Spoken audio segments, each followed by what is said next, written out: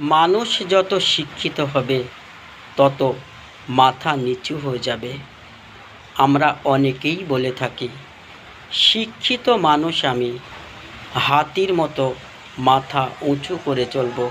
আমি কেন অন্যের কাছে মাথা নিচু করতে যাব?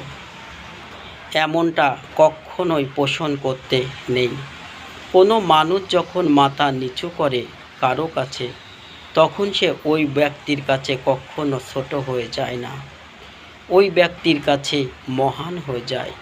একটি বৃক্ষে যখন ফল আসে, তখন ওই বৃক্ষের ডাল ফলের ভারে নিচু হয়ে যায়, তখন সে মালিকের কাছে ছোট হয়ে যায় না, উপরন্তু মালিক তাকে কোনো বাঁশ বা শক্ত দণ্ড দিয়ে ঠিক না দেবার চেষ্টা করে।